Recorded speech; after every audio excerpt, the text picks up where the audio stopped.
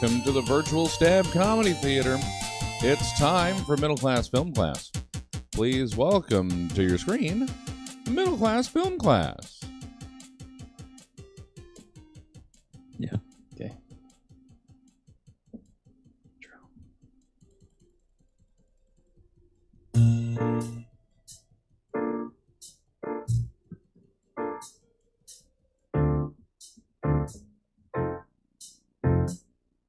Hello, classmates, and welcome to another episode of Middle Class Film Class Gavin Chatter Edition for Saturday, January 22nd, 2022. I'm your host today, Joseph. I'm Tyler. And I'm Peter. And on this episode, Kanye West, Genius Doc, Christmas Story, Faithful Sequel, and the Batman Extended Cut.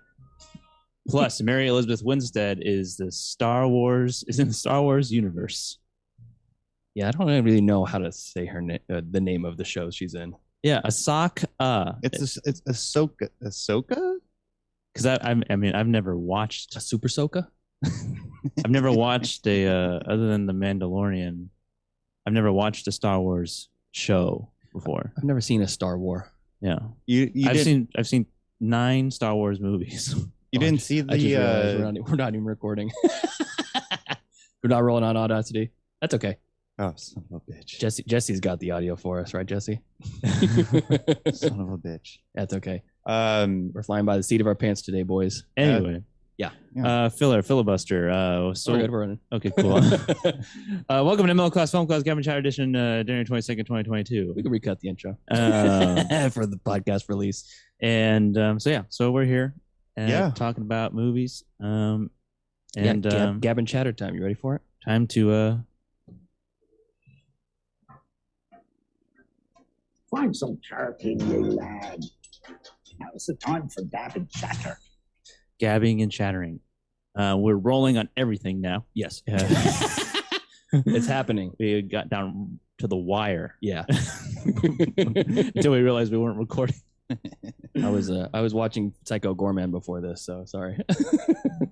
So Gavin Chatter news, anything movie related. Tyler, do you have anything to say?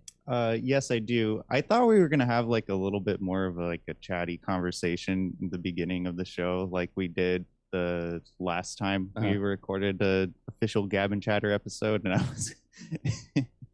was gonna bring up my views on public restrooms. Okay. You're just waiting for us to like softball that to you? Well, no, I was just God, I hope they mention public restrooms. No, I wasn't gonna say that. I was thinking, like, you know how there's this like idea of like women's restrooms being like pristine, and then the male restrooms being like just this dirt hole hellscape. Yeah. Well, if you went into a woman's restroom, Tyler. Well, that's where I was gonna. Oh God. Go to. Canceled again. I had to go to make my water in a woman's restroom. Wait, hold on. This is all unrelated to movies. This is just your personal. This is the Gab part. Yeah, exactly. This is your personal life. And I went into a public women's restroom the other day, and I was horrified. Met by screams and then the sound of police sirens. No, that's not true at all. I was horrified by what I saw, and I was just thinking, why did I ever think that women's restrooms were just like this pristine hangout that people? Because women are better than us. Because women don't poop. Yeah. Well, I agree with that too. Did it look like the end of Swallow? Was it like a scene out of the end of Swallow? In some ways, yes. Yeah. It was. Anyways, Why do you feel the need to tell our audience? Yeah, this? what is it? Why? Well, because I thought we were gonna do like some like basic discussion about the weather and my views on public restrooms, and you thought that the audience was curious about your views on public restrooms. Oh, that's right. The world needs to know. And also, like, you felt that you needed to solidify this information into the internet for everybody to hear. I don't know. I was thinking about our last conversation before we went into Gavin Chatter, but anyways, I digress. So before you get into your story, where was the men's restroom? Where were you? Don't worry about it. It was a gas station. Before you get into your story, that bullshit with that bullshit, you need to have like an actual movie news story this time. Well, Last week was Willem Dafoe on a horse or something. no, it was Nicolas Cage almost getting perished. He's by an a actor. horse. He's in movies. Yeah, he had a conversation. No, that's fine. So that's fine. So what is this a real news story? yes, it is. What is this? All right. Okay. So it's kind of a funny one. So it's have you heard of the documentary Genius No. from Netflix? So essentially it's about Kanye West. I'm not really sure about the details of like what they're going to cover about Kanye West, but His genius. His music. So this is a music-related topic. no, it's a documentary, which is considered a movie in some parts of the world. But anyways, Kanye West is demanding the final cut over the documentary covering himself, and it's kind of hilarious because the movie has already been edited and cut and everything. It's like, oh, what do you mean the final edit, Kanye? It's already done. You've already signed all the proper documents. There's nothing. It's about to be released, yeah, or it's already released. Well, he wants final cut. I think I read a story that it's already like playing in theaters, but it hasn't gone to Netflix yet. But yeah, for him to even just like suggest like, oh, I want the final say. It's like it doesn't that's- work like that. So that's Kanye. the story then, huh? Is that he wants the final cut and it's already been released? Yeah. Yeah. That there's a good headline.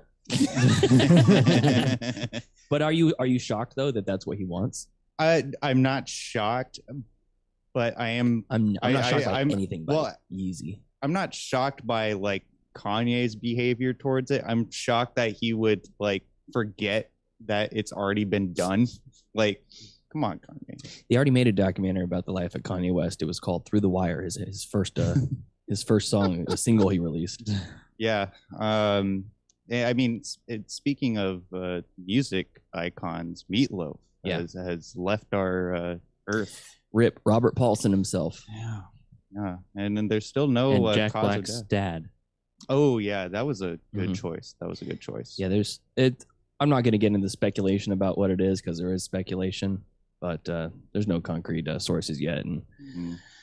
we do enough bullshit speculation on this show. I don't want to do it about a beloved icon that may or may not have died Yeah. through dubious circumstances. Oh yeah. But are you saying he was Murder? No, it's No, I'm not saying that. he was It wasn't me. he was vehemently anti-vax and is basically Reportedly died of COVID. yeah. Oh. There's some sources that are saying he died of COVID The or 19 COVID got related. him. Yeah, Oh shit. so who knows? But I mean, he was like 74 or something like that, Bad out of him. Yeah, he was 74, and and a large lad. yeah, So yeah, he was. I mean, his name was Meatloaf.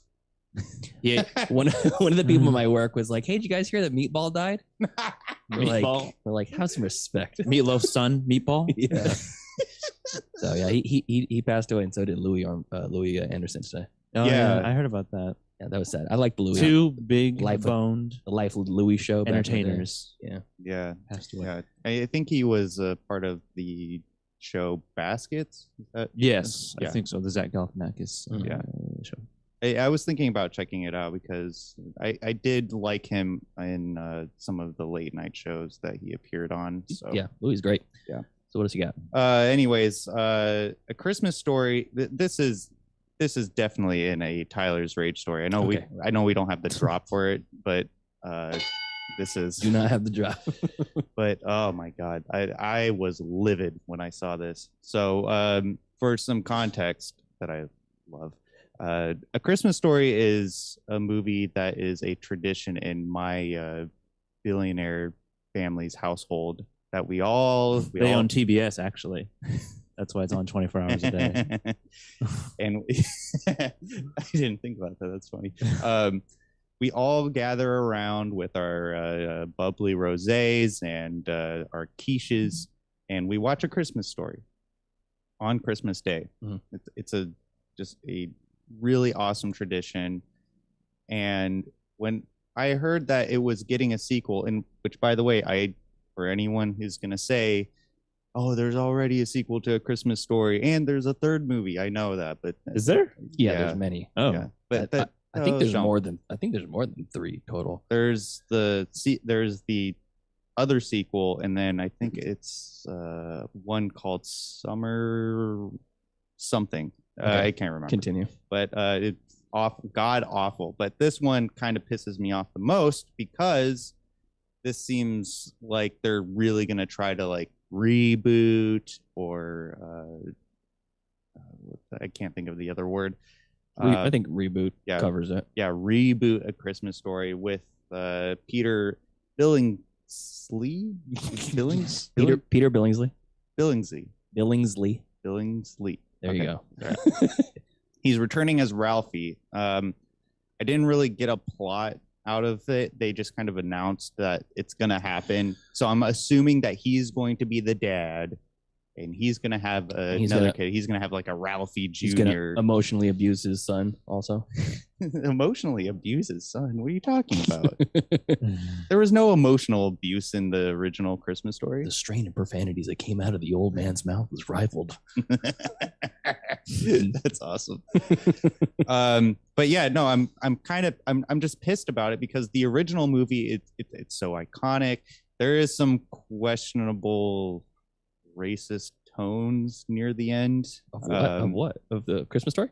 Yeah, when they go to the Chinese restaurant. Oh, that's. I suppose. Yeah. I rewatched it this year. It didn't seem off to me. Yeah. Canceled.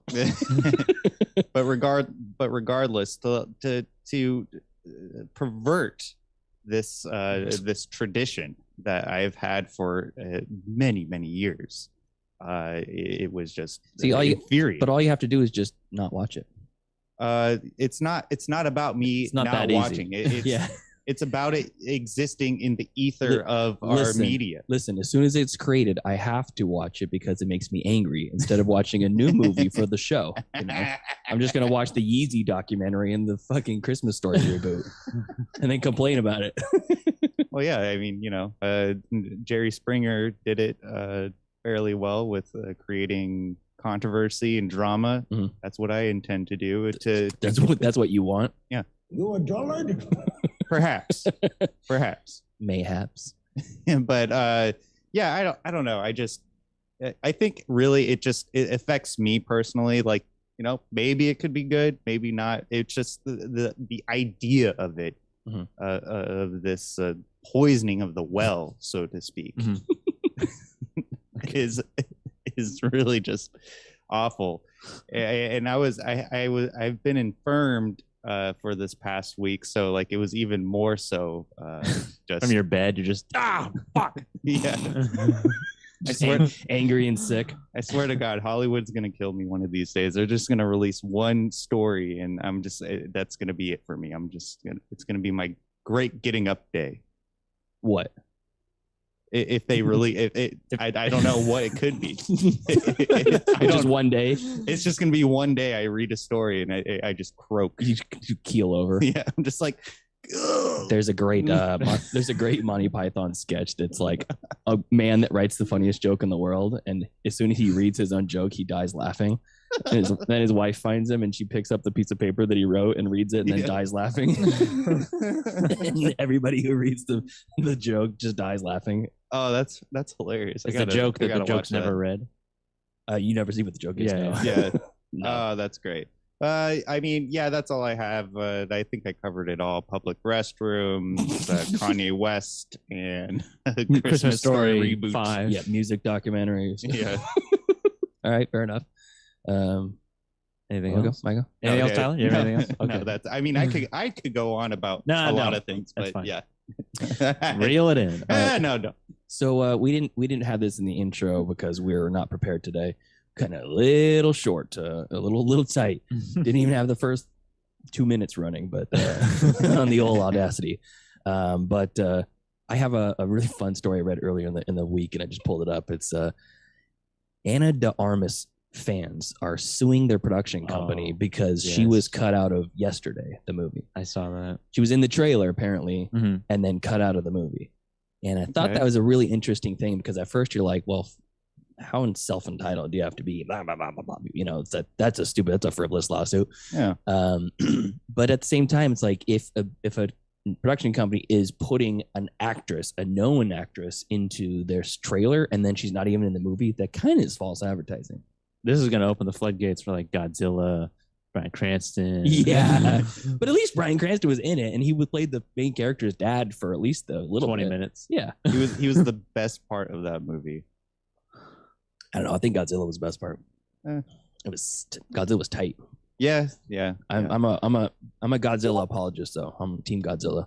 Well, I think it's because like Team Zilla. this harks back to the Godzilla conversation. Here we go. no, this harks back to the news story I did several episodes ago about Scarlett Johansson suing her own Disney. Totally different. Oh, it's totally different. That's an actress who's been in a contract, who's suing for breach of contract, and that there's a lot of legal grounds to like discuss there. Fans? These are fucking fans. These are people who don't even have anything to do with the production. They signed a petition.org. That the worst thing that they the worst thing they could do is say I got screwed out of my $10 ticket or $15 ticket, you know. Oh, I see. Why are they doing it now?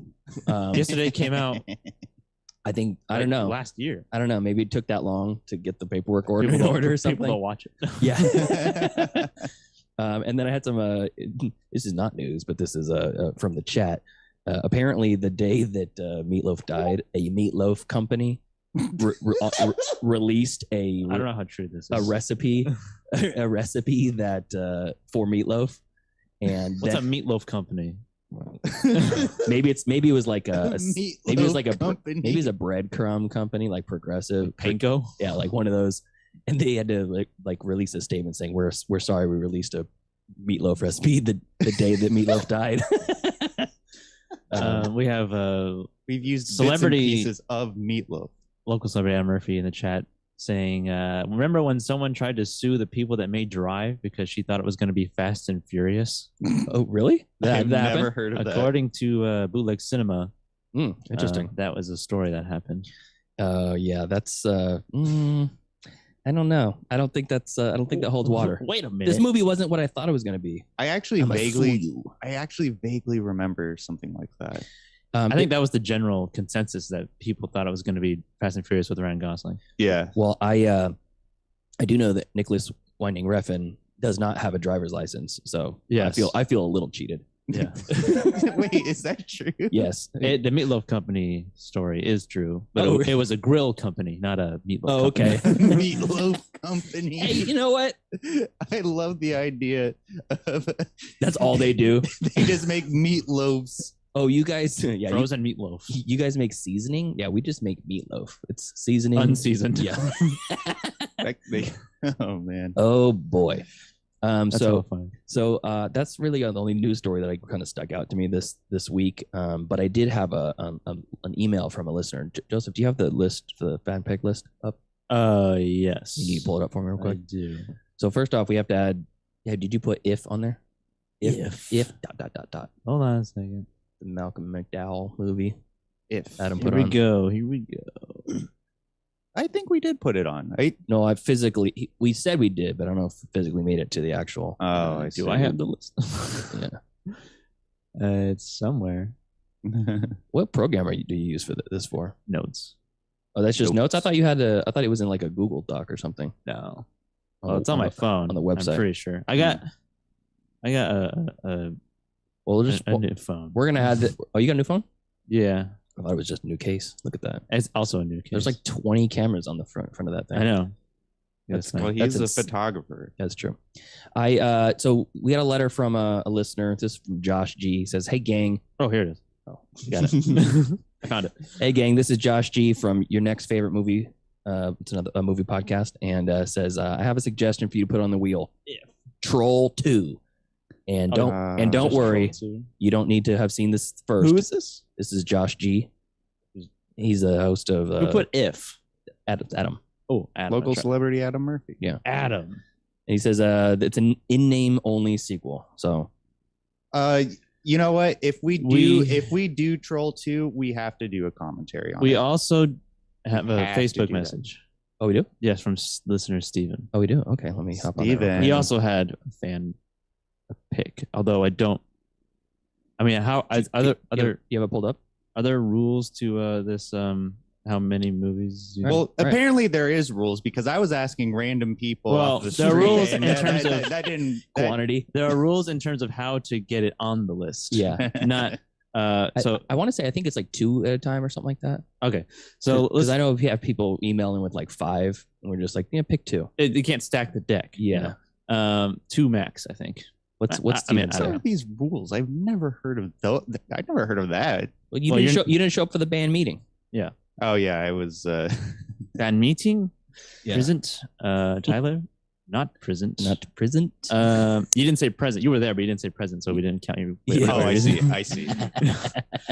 So listener Steven has a fan picks to add, but also in regards to our last episode, which we did music. He says, "Hey guys, have you seen any of the videos where Sia is defending the movie or her parts of the research?" Eesh. I have. He wrote that. It's bad. Eesh. I did like after he messaged that, I looked up like a video of her doing an interview with like a entertainment outlet, news outlet, Oh, really? and she wasn't like it wasn't necessarily she was defending. The reporter was just asking her questions, Uh-huh. and the way that Sia carried herself was very like Defensive. sort of more like higher than thou, like because she knows people Mhm. on the spectrum, that she has the in, like she has a the in. pass essentially, Yeah, basically. and her answers, her responses were very Trump-esque. She sent the final cut to like some organization, institute or something, not Not the one we mentioned. no, but not someone Autism else. Speaks. I can't remember the name of it.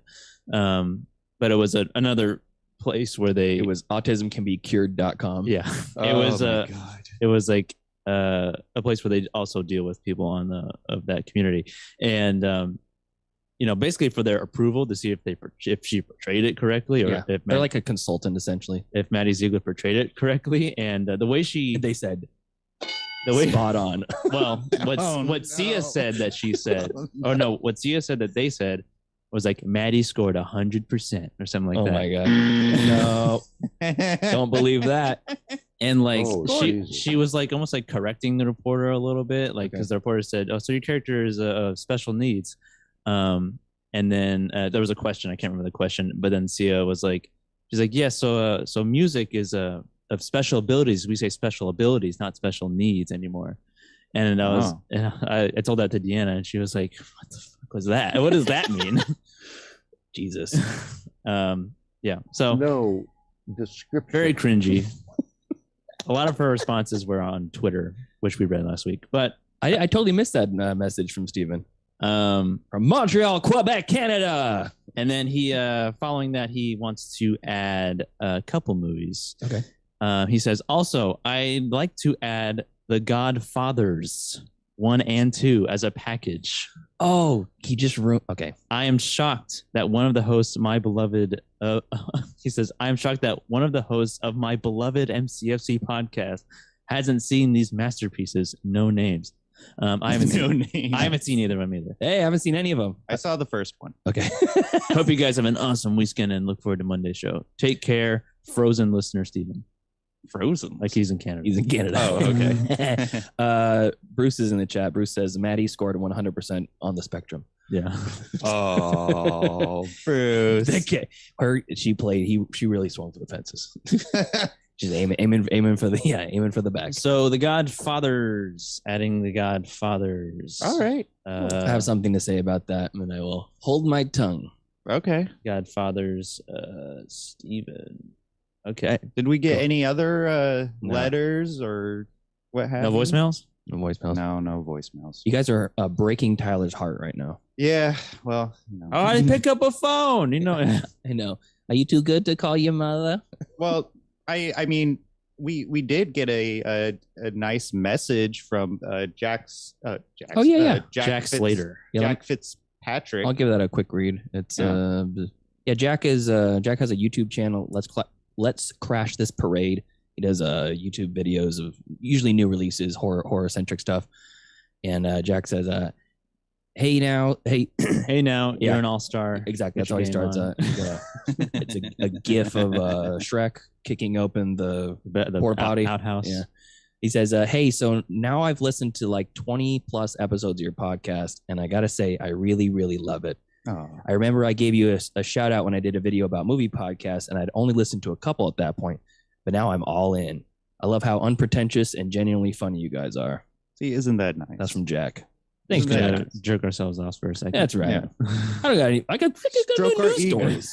I got no news stories. What do you want from me? There hasn't been a lot of news. I mean, like, okay, so Red Letter Media put it perfectly. Yeah.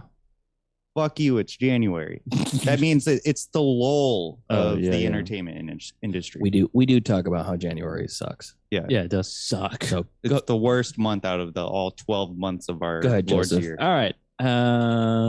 So I have a few things. One quick thing. The Batman, the new Batman movie, is reportedly almost 3 hours long. Yeah, Hell I, 2 hours and 55 minutes. I, Hell yeah. I saw that, and I don't know. I'm excited for that. Tyler can barely stay awake for a 90-minute movie. That's right. That's right. But yeah, I did see that, and I'm curious. Like, if I'm guessing since the Penguin and the Riddler are going to be in it, it's probably going to be broken into like two parts. Of there's going to be like the background Riddler crimes, but the Penguin will be like the forefront at first, and then that will be like resolved, and then the last half of the movie is going Maybe to they'll be work like together. Ooh, The Riddler and the Penguin. maybe so.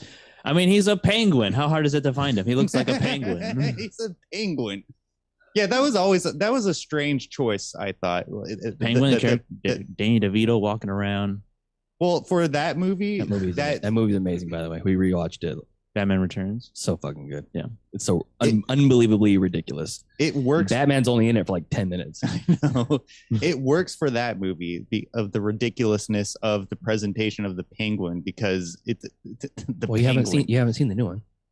No, well, okay. I'm just talking about the idea of the villain, the Penguin. Oh, Like The comic book character. The Yeah. villain, the penguin. just Do this. you ever think about how ridiculous comic books are? Yeah, well, Yes. Crazy. yeah, they're pretty crazy. Pretty. Anyway, crazy. Okay, Joseph's movie news. So that's that. That's a almost 3 hour long movie coming out in March April. Yeah. Soon. soon. The next story I have, Mary Elizabeth Winstead from not Cloverfield, 10 Cloverfield Lane, and most recently Kate, the action female John Wick. Yes. Kate with Woody Harrelson. Love it. She has been cast in the show, new Star Wars show, Ahsoka. Ahsoka. Ahsoka. Ashoka. I don't think there's a SH in there. It's AHS. Yeah, it's AHS. American Horror Story Oka. Ahsoka. Yeah, Ahsoka. Ahsoka. It hasn't been announced as to what like role she is going to be in, but she is joining Rosario Dawson who's playing the main character. Okay. Yeah. Ahsoka, and then also The title character that none of us can name. yes, Ahsoka. Ahsoka, something like that. I love it. So that's I don't know. Maybe you're excited about it.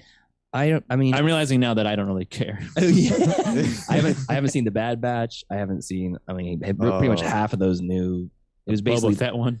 Mandalorian. Oh, yeah. I watched. That was pretty cool. Yeah, the But- Mandalorian is. Haven't watched Boba Great. Fett. Haven't watched. I mean, No. I heard it's not really that. I'm good. kind of lumping in all the Marvel stuff in TV series with those too. Like, not gonna watch Hawkeye, No, WandaVision. No. Nope. hot guy. Yeah, Nope. Hot Guy. Count me in. I. Hunky Boy, the series. Wait, Bree says that 2/3 of us are unpretentious. Who's the one? I don't. Why did you look at me? I'm looking at both. Why is- I'm looking at both of Why you. is everyone looking at me? I'm wall-eyed. I encourage you both to watch on YouTube the 2003 Clone Wars series directed by Gennady. I still have to watch Berserk, the egg of the king. Oh, that's a good one. The King's Egg Omelet. Oh man, that's a good one. It's heavy though. That's like when you eat a heavy breakfast. Anyway,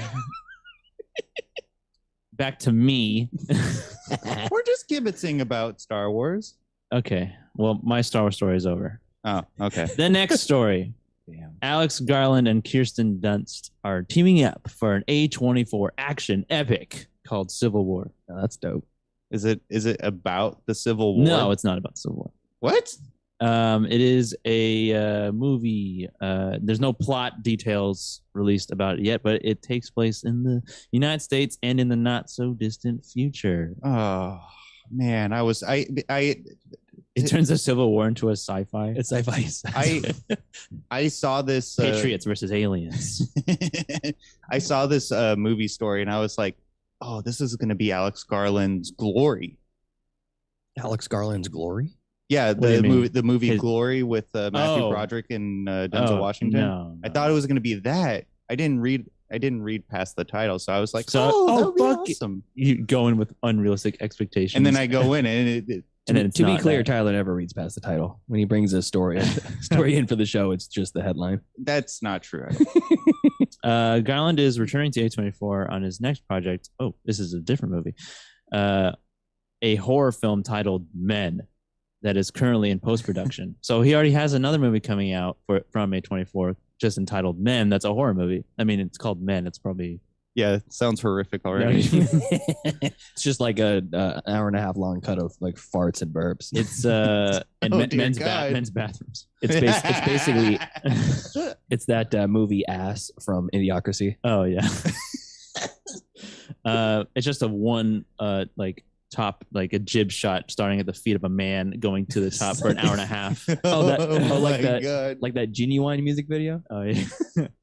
Yeah, that sounds horrific. But yeah, so I guess he has a movie starring Rory Kinnear and Jesse Buckley, which finished shooting last May. Huh. So I don't know what that's going to be seen. Rory Kinnear, the love child of Rory Culkin and Greg Kinnear. Yes. Well, I mean, Alex Garland hasn't made a stinker yet, so I think I'm Well, in your eyes. I'm all in for anything Garland does. yeah. Jeff Garland, that is. Yes. Jeff Garland. But yeah, that's all I have. I do have an update though Oh, you do? for my The Quest. The Quest. The Quest for no trailer. Beautiful. I love it so much. The Bob's Burgers movie trailer. You didn't Didn't watch it. Did not watch it. Hey, me neither. It came out last week. Solidarity with you. And just so that everyone is aware, I do have A list? I have a Oh, okay. trailers I didn't watch, Bob. Wow, it's doing something crazy on your phone. I was just reflecting at my screen. Oh. Yeah. Trailers I didn't Just watch. one? Just the only one? I mean, I don't know what else came out. The trailers came out this week. I didn't watch them though. Okay, I'm gonna start sending you trailers. I'm gonna start sending trailers to our group chat so you can not watch it Yeah. and then tag it and then tag that. to As your long list. as they have come out. yeah. like- Oh no, trust me. Not just like any I trailer. see them all the time. I've been Oh, scrolling awesome. by trailers for years. It feels so satisfying. Oh, please send that to the I group will, chat. and I then- will watch them all. I will. don't send it to the group. Just send it to me. What? And Tyler can watch them, All right, fine. and one out of the three of us will have watched the trailer. The one pretentious person will watch them. Oh, I see. How dare you? Supposed, alleged. Yeah, Maybe. She said, Brie, like we says, it's for us to figure out, and then put a winky robot face. Oh, Yeah. son of a bitch. that's actually my pet name for her, Winky Robot. Oh. Sounds like a Japanese metal band. Tyler like that one. Oh, my little Winky Robot. Anyway, so that was my update for the quest. Anything else? Let's move on to Stream Pigs. Movies. Currently streaming live on the internet. Dreaming in? I want my picks back. Streaming into. All right, I don't know who has the fucking pick. Dreaming. That story is streaming elsewhere. You found the pick. Stream Pigs. Yeah. Time to pick some streams. Tyler, All right. Well, so this is this isn't technically a streaming. Okay, if it's another documentary that's on about on the Vaseline or It's something. a it's a pamphlet I found on the corner. It's really interesting artwork. Hey, that documentary was great. It really was. It's very compelling. But anyway, Did you say grape? I said great. Okay. Grape. It was very grape. Had a very purpley tone to it. Yeah, those green grapes. Okay. I'm done with this. So I went to the drive-in movie theaters last night. Okay. And I saw Licorice Pizza by Paul Thomas Anderson. Where can we stream this? You can't. Oh. You have to go to the. Yeah. Okay, you should put this in your news. Yeah. What? No, because It's a discussion. Okay. Well, I guess I misunderstood The because stream picks, the thing we've been doing. well, no. I just thought like wait. I like it. We- I want to hear about Licorice Pizza. I thought we were just talking about movies that we watched. I don't know. All right. Anyways, but yeah, I saw Licorice Pizza and it is awful. It is so boring and it's so long. Really? It is so long. I got to say, you're the first person I've honestly on besides the controversy of the underage love story supposedly, Which is very creepy, by the way. the only person I've heard say anything bad about the movie. I will say though, this movie is beautifully shot. Like everything technical about the movie is great, which is why I didn't fall asleep while Which watching is why it. you went to the drive-in. I don't know what that means, but so High quality cinema. I think I've only been to the drive-in one time ever, and I don't even remember. Ever what in your life? Yeah, and I It don't was remember. great. I don't remember what movie it was. I mean, it's a great experience. But Yeah, anyways, yeah. So I saw it. It's technically like a really, really good film. Paul Thomas Anderson on a technical and directing level is at the top of his game, but the story and like the cadence of the plot is just it. I don't know, like it is really off-putting, and plus the relationship between a 25-year-old and a 15-year-old, and the way they portray it is just goddamn creepy. It's really off-putting. So And it's the age. The general consensus is it's almost always an older man and a younger woman. In this case, it's the opposite, right? yeah, and so I what was I gonna say? Fuck, I just forgot. But yeah, it's really just it takes you out of the movie when you know their age difference, because like every interaction they do, it's like what is she doing like with a bunch of high school kids? And also like the plot is really just not there. Like there's not like a cohesive story that takes you to the end, because once you get to the end you're just like, okay, well you could have done that in an hour and a half. And instead they did it for It's not a slice of 2 hours. pizza or a slice of life. Oh, and that's the other thing. There was no licorice pizza involved in the movie at all. No pizza or licorice. It's just a travesty. Do you know what Licorice Pizza is? I heard it was like The official food of Denmark. it was a record store. Yeah, it's a record Yeah, store. It was a It's- record store. Yeah. It's all over the San Fernando Valley and that type. So if you knew that, did you know that going in? No, Sabrina told me But they that. don't- okay. I don't even think they have a Licorice Pizza location featured in the movie either. Okay, well, still. Yeah. So I mean, it's one of his weaker films, like on a story basis, but as far as like the technical aspects go, oh my god, it was so beautiful. You to think it's watch. one of his weaker or movies? Yeah. Yeah, but that's what we're here for. I want to hear what Tyler thinks, because I'm just clarifying that Yeah. Yeah. he thinks not. It is. Yeah. Well, yeah. I guess in my, we're gonna have to I guess decide in that. my opinion. But I encourage you guys to watch it and have your own thoughts. I would love to hear about it. Because it Adam was- Murphy disrespectfully disagrees with you. Disrespectfully? Yes. How so? Oh, he said. Oh, that's what he said. That's what he says. All right, fine. Well, you know what? Hey, hold your convictions. I do. Unfortunately, I didn't really watch any movies besides Licorice Pizza and It Silence. took all of your energy just to watch that movie because you had Well, to- yeah. I mean, I almost died this week. I was so, gonna say you're probably in immense pain. yeah. You're just laying on your bed like, oh, boy, But I my did. ribs. yeah. They still hurt. Wait, if you're couch ridden or bedridden, if you're not moving so much, what are you doing? I'm focused on trying not to be in pain. That's Well, aren't movies distractions? Aren't TV shows distractions? yeah. Well, you're segueing into a show that I have been watching. Oh, okay. It's Netflix's show called You. Oh, you watching You? Yeah, and that What show called You? I'm not in a show called You. No, it's called You. Like the Me? show, the literal show is It's called You. Me. We never did it. Never did an episode about that. You seen that video, Tyler? Tyler, there's no no. show called Me. I haven't. I love the bit. Though. It's a It's great. legitimately Great stuff, man. It's two Fox News. two legitimately dumb people on Fox News that can't understand that the show is called You. One guy knows and the other girl doesn't. Yeah. Anyways, Oh, that's continue. great. So these are like 40-minute episodes, and I've just like been watching like 3 or 4 of them a day after I get off of work. They're just so. I equated it as junk food TV, Mhm. And it's good, but it's not like Breaking Bad level good. It's just entertaining. Sure. It's just entertaining, and it gets the Not enough thoughts going. meth. Yeah, that's what I was thinking. I was There- like, there really needs to be more meth in this show. There are people that like find Joe sexually charged. Like they're like, oh my gosh, I wish he would stalk me. Yeah, I've seen that, Insane. and I'm just thinking like, the guy is a major creep. He's the show's literally about him like stalking her. Like for example, like in Dexter, or not Dexter, in Breaking Bad, you hate to love Bryan Cranston's character, but in this show, like You love to hate him.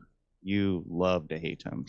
Yeah, he's not. There's not a whole lot of redeeming qualities about him. There isn't. The way the show shot's kind of interesting because it's from his perspective, but And when they go like into his like childhood memories and stuff, like you still don't even feel sympathy. Like you're just kind of like, yeah, this guy's a creep. Mhm. But anyways, I just finished season 2, and I watched. Powering through those. I know. I watched the first 2 seasons in like a week. Like it was very, very binge worthy. what service is on again?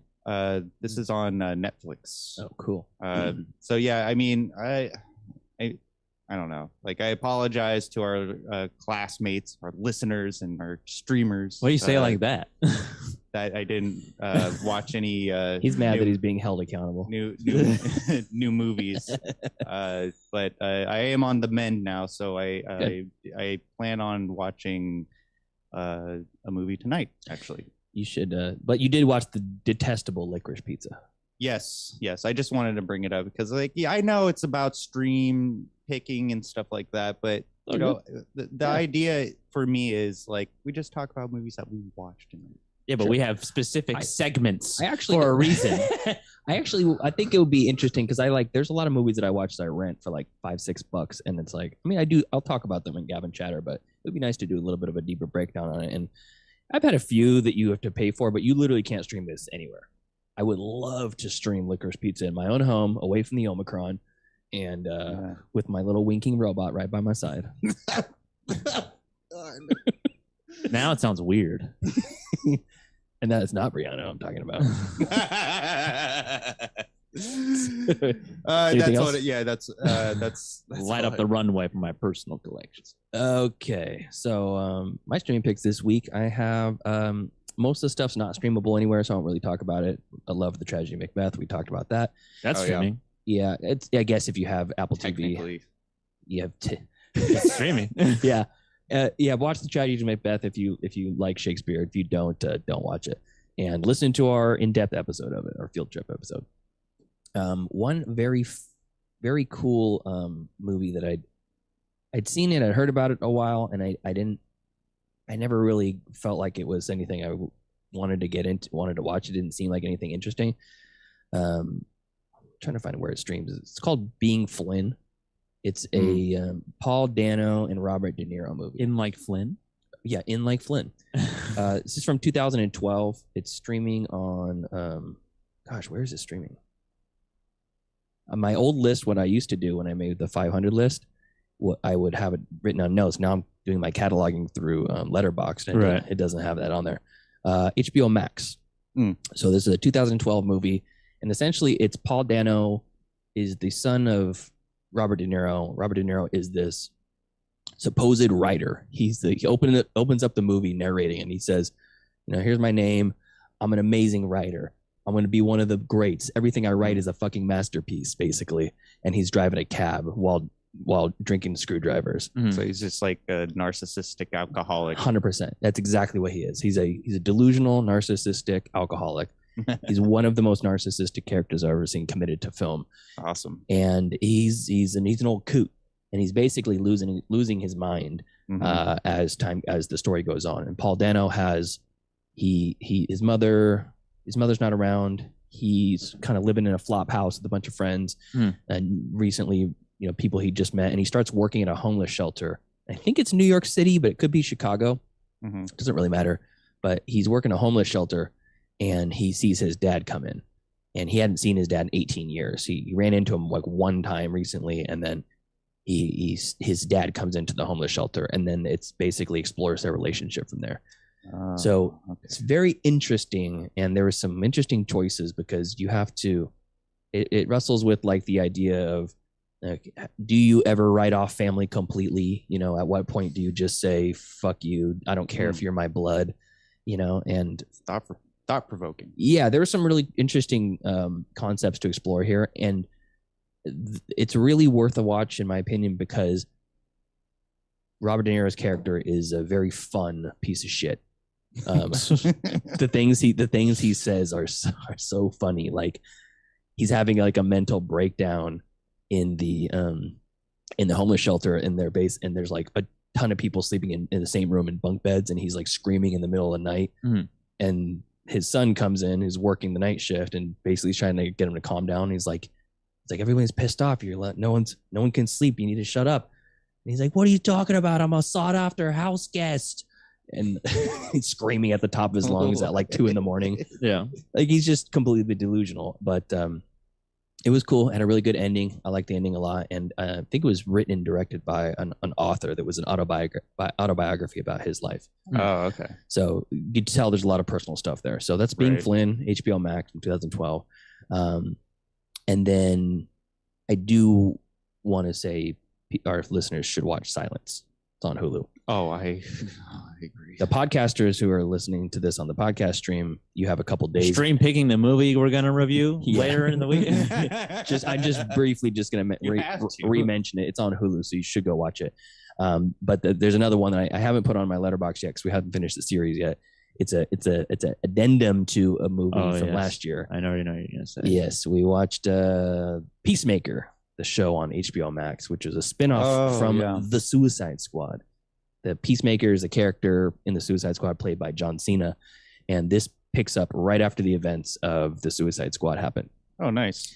And it's written and directed by James Gunn, produced by James Gunn, and has a ton of great characters in it that are all very characters also from the movie. Yes, a couple characters from the movie, and then a bunch of new people. Yeah, and it's really fun. It's really, really fun. So it's I think 3 or 4 episodes in now, and it's they're releasing the episodes on Thursdays. Are they releasing because they released the first 3 all at once? Did they release another batch? They released it's just one episode? One single one. Yeah. Oh, okay. So yeah, there's 4 in now, and it's pretty good. I'd say not quite like on par with the Suicide Squad, but it definitely has the same vibe. Yeah. And the thing that I like about I watched kind of a subpar movie in my opinion a little while ago called The Paper Tigers, and that was like an indie comedy action movie, and every time they tried to make a joke there was like a break for a laugh, and there was no laugh from me, so it infuriated me every time that happened.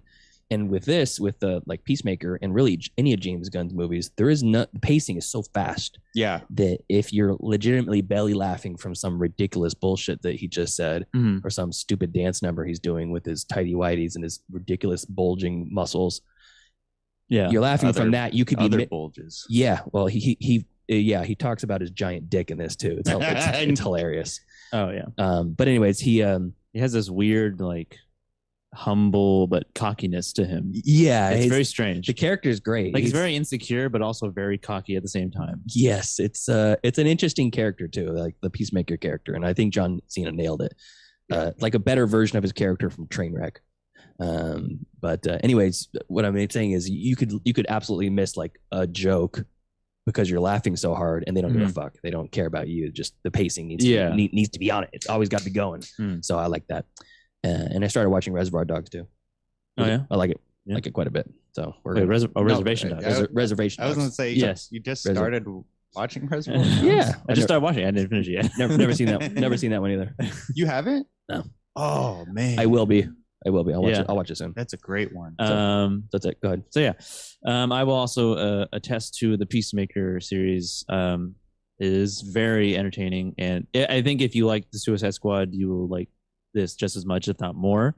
And because the Suicide Squad for me, like I feel like maybe Peacemaker, the character in that movie, was not like my favorite character, but he ended up. I mean, spoiler alert, he ended up kind of being an asshole. Yeah.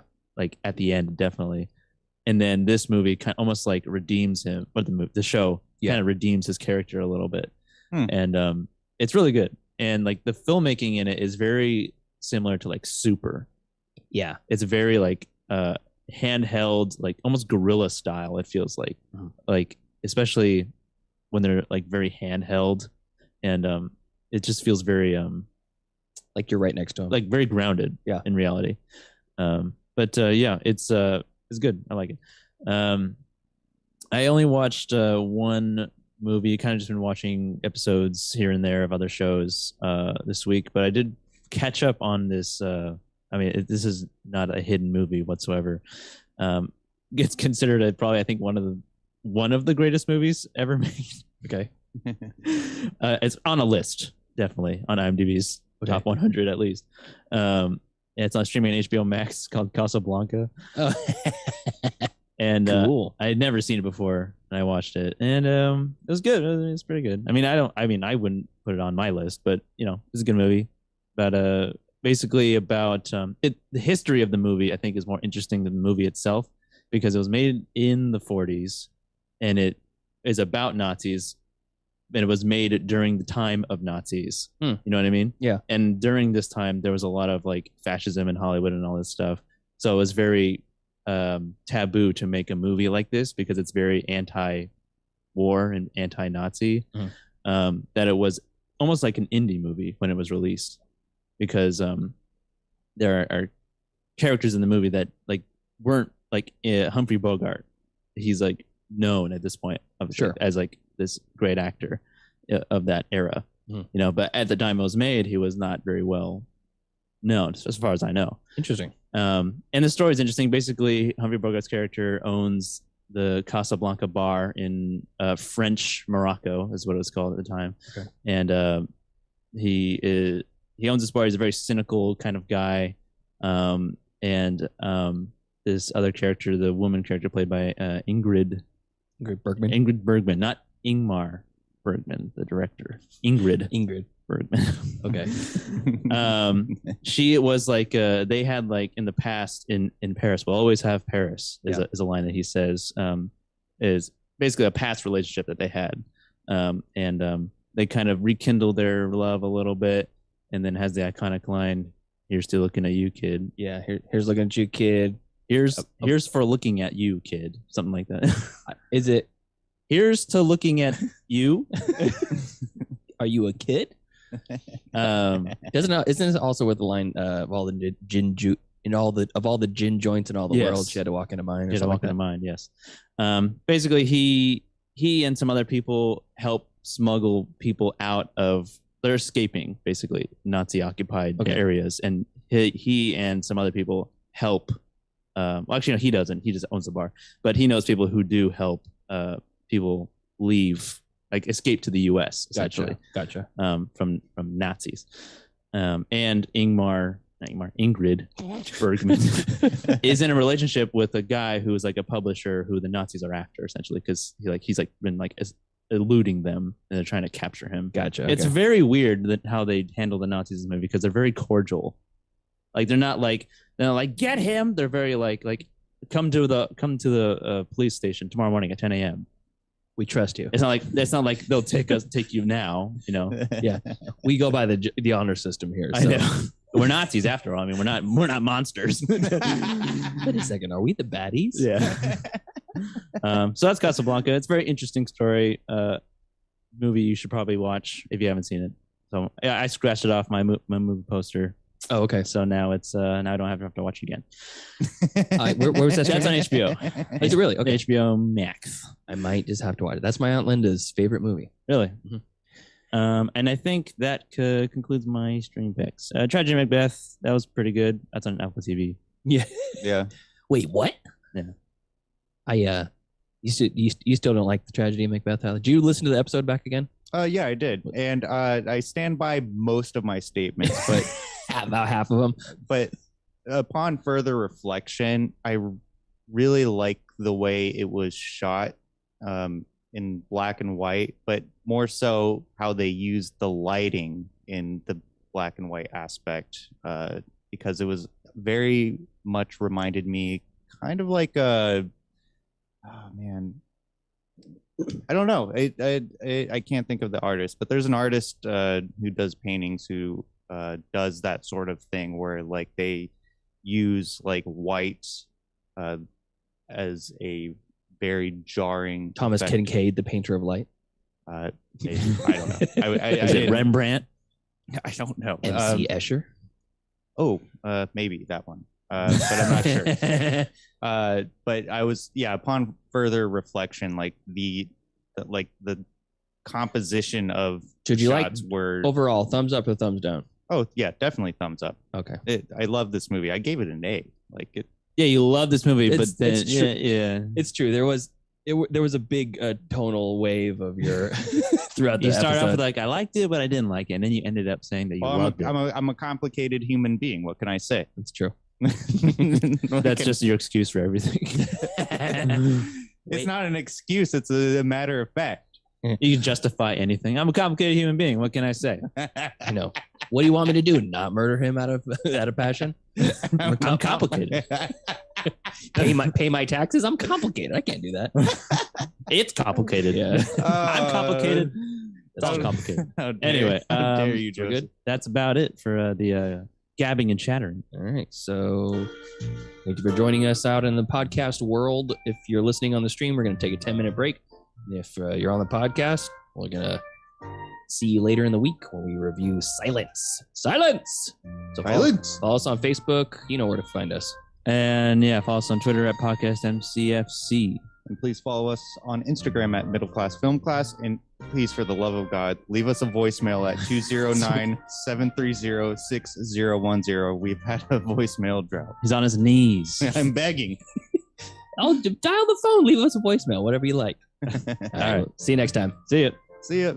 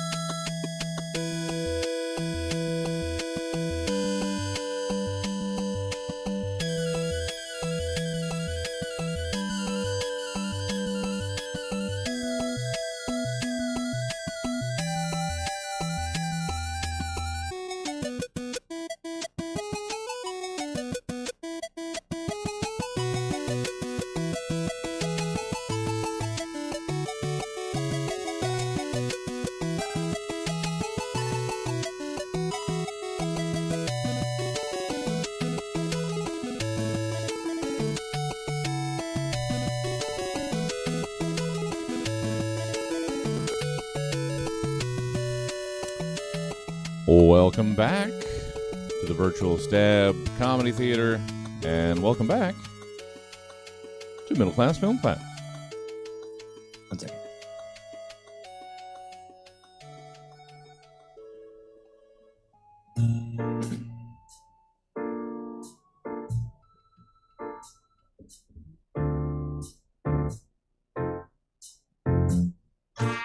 Hello, classmates, and welcome to another episode of Middle Class Film Class Movie Review Edition. I'm your host, Joseph. I'm Tyler. And I'm Peter. And this week, the Wheel of Destiny landed on my pick, Silence.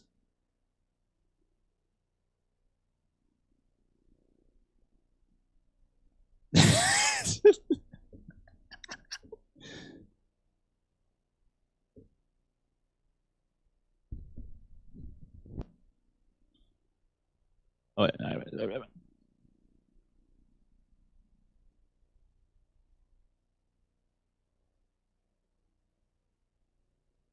We must go.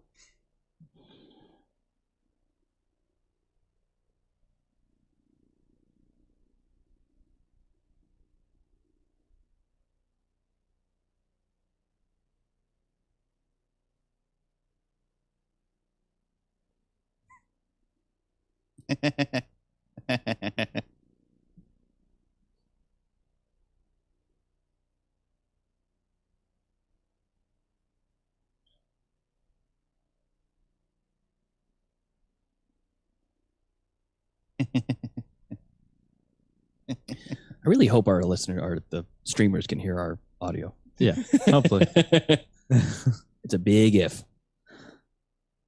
Silence. Silence. Huh? Directed by Martin Scorsese, a movie he's wanted to make for over 20 years. Yeah. Martin Um, Scorsese. Based on a book. Also called Silence. I Also think. called Silence. That Yeah. and according to historians, is historically accurate to the what actually happened. According to the book, which is based on the depictions of what happens, I guess, are historically accurate. Yeah, so Silence.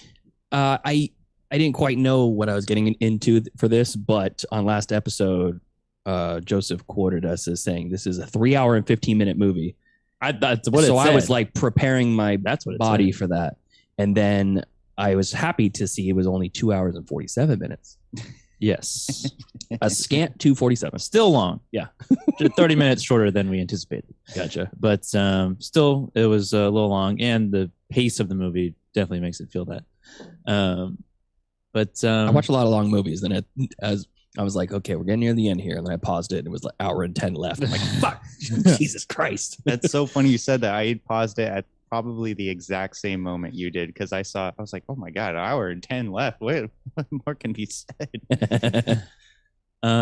Yeah, Silence. I mean, let's get some initial thoughts on this religious epic, or not religious epic. Yeah. It was epic, all right.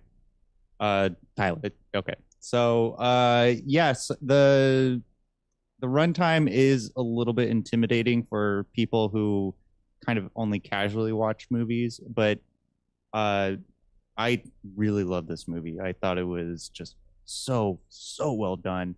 The first, I would say the first hour and 20 minutes, didn't really the hooks didn't grab me really at first. I think For any other movie, that movie would have been almost over at that point. Yeah. I was kind of like the whole Christian mission sort of spiel they do. Like, I don't know, I wasn't interested in something like that. What do you mean you weren't interested in it? Just because there's just it felt like they were glorifying the Christian missions back into the 1600s, which were a objectively horrific thing to other people's cultures. Okay. So it felt like they were kind of trying to justify it, and I was like, okay, yeah, no. But then they round the corner and they brought it right back. into Tyler's heart with all the torture. Yeah, exactly. That's exactly what it was. It's the torture scenes. But no, not really. But anyways, Andrew Garfield is just an amazing actor in this movie. Like, it was so believable. And I mean, Martin Scorsese, he really knows what he's doing. And the fact that I believe from the trivia that I've read, he wanted to make this movie in like '89, and I guess for whatever reason he couldn't. It couldn't get funded, I think, or like it wasn't greenlit or something like that. Oh, okay. There was another adaptation to this before this too. I think is that right? Yeah, I want to say I think it was right before Scorsese, because Scorsese saw that movie and said, I could do a better version of that. Yes. Yeah. From my understanding, he read the book and he was like, I gotta do this. Mhm. And I'm actually glad that he waited to do it, or he was forced to wait to do it, because I think if he had done it in any other time era, it probably wouldn't have landed as perfectly. I mean, as, he did Last Temptation of Christ, yeah. and that was of that era. And now this is the Temptation of Christ of this era. But yeah, I really, really, really enjoyed this movie. It was it was like Last Temptation of Christ with more fun hats. Mm-hmm. Mixed with Kingdom. yeah, that's right. That's it. Okay. I don't know. It was a technically well-made movie, and I did like it. It was just, it's one that I'll never watch again. I'm never gonna be going to, like, you know what I want right now? Yeah. Fucking Silence. 2 hours of flogging, creative torture. Yeah. And I know that's the point of it. It's to show this dark time in history. And the thing I did like about it was that I like kind of what Tyler said. It's like it takes what traditionally when you're seeing missionaries, like the whole missionary agenda in history is kind of just like, oh, you're just trying to bring Jesus around to the rest of the world, and it's a noble thing, and da da da. Yeah. But it really kind of touched on how maybe some of the people were like, when spoilers, when Qui-Gon finally comes back, and the whole time I was thinking, why is he even on the goddamn poster? He's like, this is the Bryan Cranston situation with Godzilla. Yeah. But when he finally does come back, and he's like, you know what they call God? That. And he like points to the sun. He's like, the son of God rises every day here. And they're basically talking about how they don't even understand what we're bringing to them, and it's like our God and their God are two totally different things, and it's a fool's errand. This entire thing was a fool's errand. Yeah, and I appreciated that they put that aspect in there. Mm-hmm. But all that being said, I still didn't feel like what was happening to the missionaries was justified, or to the Padres at all. Like, obviously, it's just religious persecution. Mm-hmm. And I did a lot of like reading about history in the 1600s, and really what the Tokugawa shogunate really was about.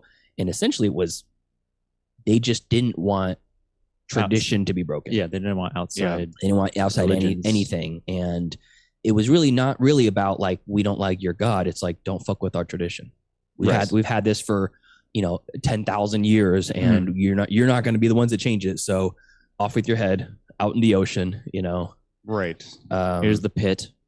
Yeah. But did you like it? Like, did you like the movie? I did. I liked the movie. It's just doesn't have a lot of rewatchability. I feel like if Scorsese would have flexed his like master skill a little bit more on some of like the shot compositions, and like I guess some of like the more broad, like grand shots, I probably would have elevated it. I gave it like a 3.5 stars on Letterboxd, just because I think it was very good, but it was like, only how much flogging can you fit into a movie before you just get tired of the flogging? How much torture can you see back to back? That was my main criticism with the Passion of the Christ. Yeah. It's like, give me more of the devil. I want to see that crazy androgynous devil with the baby. That little baby. And not 100 hours of the fucking thorns in your face and the Cat of Nine Tails. So I feel like there was too much of that, and I wanted more, I don't know, more discussion and more dialogue, but maybe not necessarily more of it, but just cut out a lot of the other stuff. Right. Yeah. So Yeah, I feel like 2 hours and 47 minutes is unwarranted for this. they cut out 17 minutes, and it'd be 2.5 hour movie. Yeah, I mean, 2 hours feels about right. Like it's not a Yeah. 90-minute story. I mean, you do want the weight of the thing of Yes. everything. So overall, I did like it. I can acknowledge that it was a really good movie, but I don't really feel like I'm going to recommend this to anybody. And I also, as like an enjoyable piece. Mhm. It's But I feel- somebody who has to be struggling with their religion. Now that's something different. Like if I was like somebody who I'm like, you know what, maybe either over glorifies or under glorifies, or really just maybe has some sort of like, I'm completely pro religion or I'm completely anti religion. I feel like this is a good mix of the two of them. Like you can Yes. you can see a little bit of the pros and cons between both. So I would Yeah. maybe recommend this to somebody like that. It's a very specific niche. Yeah, but at the same time, if you are a movie lover, watch it because it's a good movie. If you like Martin Scorsese, Yeah. Sorry, which is the it's most. basically just like Shutter Island. I mean, I mean, other than Shutter Island and probably Temptation of Christ and this one, it's like those three are the most un-Scorsese like movies.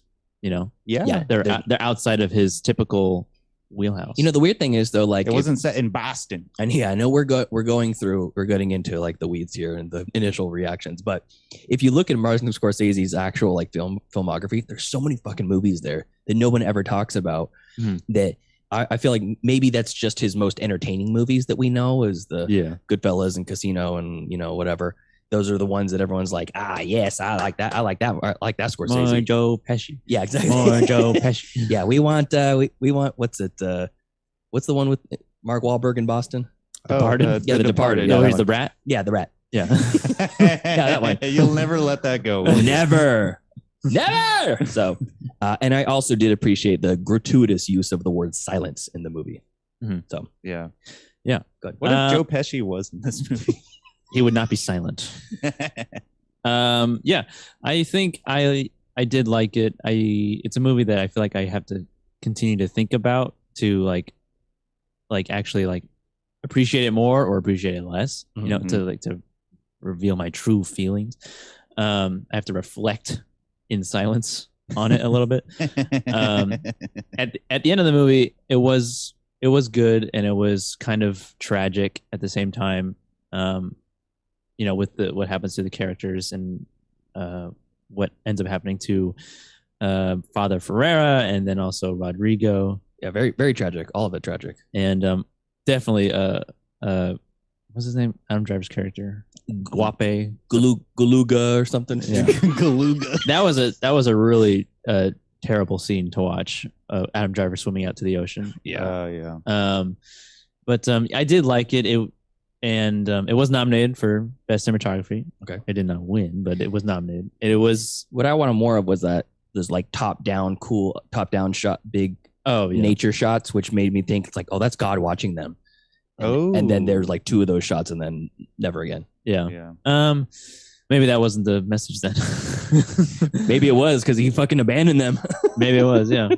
But yeah, I did like it. I don't see myself running back to watch it again anytime soon.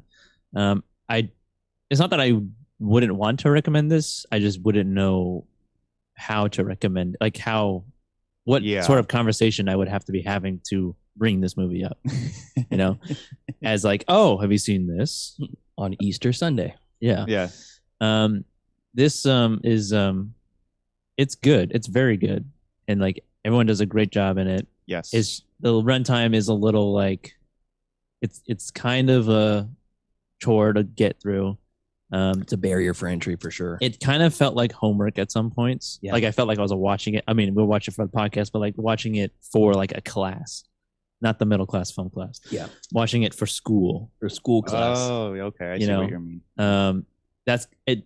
Part of it felt that way, but there are other parts of it that were really just like, there were moments in the movie that were like shocking or just really dramatic. And like, I felt bad or I felt something, for the characters.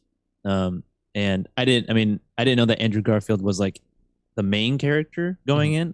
I thought, because Adam Driver is also in it. I thought it was going to be like them two the whole time. Yeah, But yeah, me too. in the middle of the movie, they part ways, and then we ultimately see what happens to Adam Driver's character. But yeah, it was expertly made, obviously, Yeah. by Scorsese himself. The scorester. The score man, and yeah, I enjoyed it. I liked the message behind it, like the whole like almost like confrontation or conversation at the end with like it's not going to work here, like it's not I love that. doesn't happen here, you know, it's we can't keep trying because everyone they're all just going to end up dying. Sure. I was emotionally conflicted on whether I was on the Japanese side or the Christian side. Are they justified with putting those people up on those crucifixes and waiting for the tide to come in? But that it scared. I was gonna say it scared people away, but then it didn't because the two padres were like, "We must go save him. We must go. He is called by God." I just like because he can do the accent. He's part Spanish. Oh, by the way, Liam Neeson still has a fucking Irish accent or Scottish accent or whatever. He's Welsh. Yeah, I know. For living in Japan for 15 years. Well, I watched this with my headphones on because Brie was doing stuff in the room, so she watched this movie with silence, with no sound. Yeah, she watched it in silence. And when she was done doing what she was doing, I was like, "You want me to unplug my headphones?" And she's just like, No, please don't. I don't want to hear this screams of these padres in the ocean. But all I could hear when Liam Neeson's talking to him at the end is the two-faced cop from Lego Movie the whole time. You know what you've done. Yeah, it won't work here. Yeah, that was interesting. I mean, there's Portuguese. I don't know if they're from Portugal or from Brazil. It says Portuguese, so Yeah. I imagine they're from Portugal. They come from Macau.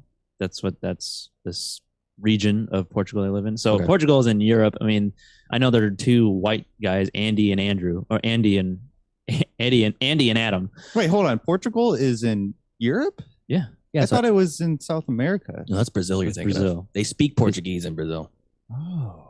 Yeah, it's basically it's like a version. There's of 52 weeks in a year. You learn everything new every day on this show. I know. Portugal is in Europe, and so it's of the European continent. Yeah. Okay. But I mean, at first I was like, should they be playing these characters? But I mean, I don't want to. It's not for me to say. Yeah. I'm okay with it as long as all their accents match, which they don't. All three of them have different accents. I wish they just would just use their regular or played like priests from England or something. I don't know. Yeah. But I guess that's not historically accurate. Yeah. Apparently Gail Bernal Garcia was gonna play one of the characters, and also Daniel Day-Lewis was gonna play Father Ferreira. Oh, that would have been great. And yeah, there was just some other cast members I think that didn't line up with the scheduling, and so it didn't work out. Did it occur to you guys, or did it seem to you that Adam Driver's ears were abnormally large in this? Yes. Well, even in the first scene that they show him, I was just like, he that's weird. he lost not 50 weird, but- pounds for this. He lost 30 pounds for the role, and then he lost 20 pounds during filming. Wow. Wow. I mean, when you see him like running out, Yeah. you can see in his face clearly. Yeah. The ears are a little bit more poked out, and like his cheeks are. His face was not filled out enough to match his ear width. Yeah, I mean his head shape already, like his face shape already is already kind of like Narrow. of that like slender nature. Yeah. And he's a very tall person. Anyway, very lanky, and losing all that weight, it protrudes the what do you call them, appendages, your ears a little bit more. Yeah. So both Adam Driver and Andrew Garfield were like, they spent like a month or something in like a commune, like a church, like a monk, commune, like a monastery, where for like a week they didn't speak. That's interesting. Yeah. I've always wanted to do that. Go like 2 weeks without saying a word. Yeah. And then Andrew Garfield also, like, he grew out all of his hair and stuff and beard for this role, and then went from this movie to immediately to Hacksaw Ridge. Oh. Did he shave his head for his Hacksaw? No, he just cut his hair. Oh, okay. So like, I've seen Hacksaw. Both another religious Oh yeah, you're right. It That is. one's a little bit more My dad loves that movie. pro-religious, but this one's a little bit more like questioning religion. I'm going into battle with my Bible. But to further extrapolate on my point of whether or not I should sympathize with the Japanese or the Christians, it was because the scene where the Inquisitor and Andrew Garfield's character are speaking, he's like basically the Inquisitor is talking to him and saying like, yeah, we have a really good thing going on right now. I don't know why that's listen, bruh. Hey, bruh. Whenever you're like not quoting, but we're paraphrasing a character, you always start with, yeah, so things are like chill right now in Japan, feudal Japan. So if you could like lay off the torture and shit. But like I think he knew like the dangers of Christian missionaries, probably based because they were trading with the Dutch in this movie. They got cool hats and so too. he probably heard stories of like some horrific things based on like the whole like faith of Christianity. And I was just like, okay, like I can definitely see like why he would want to basically stomp out the Christian faith. And then also at the same time, was it just like a mind game that he was playing, like to the Inquisitor? He was trying to get him to renounce his faith. Yeah, it was all a mind game. Yeah, well, I know that, but like, was it based off of the history that he has potentially heard about other Christian missionaries, or was he just they just don't want anything to challenge their way of life. They're not, like I said, they're not anti-religion. They're anti like everything that's not traditional Japanese. Yeah, you can come in with a fucking new weapon and they wouldn't want it. You know what? Now further thinking about it, like because there is a couple of lines where like the translator and the Inquisitor said like you can be Christian, but you can't spread the faith. Like you can't convert anyone. They say it a few times, like the stomping on the plates. Or it's just a formality. Yeah, it's just a formality. Yeah. I do like that they overtly explain that. Like they're like, it is very simple. You don't even have to stomp on it. You slightly touch it. Just press it. Yeah. Just look how simple it is, and then all your troubles will be washed away or whatever. Yeah, and they can't do it. And then, but there's one scene. It was like, you thought it was going to be that easy, huh? Here, just renounce your faith. Spit on this. Oh yeah, that was a really interesting sequence of events that happened. Because you think everything's going to be okay, and then so I'm just gonna go through the plot because it's a long movie. I forgot we didn't go through the plot. That's okay. So basically, Rodrigo and Francisco Garupe. Garupe are two Jesuits. They hear about Father Ferreira. They get a letter.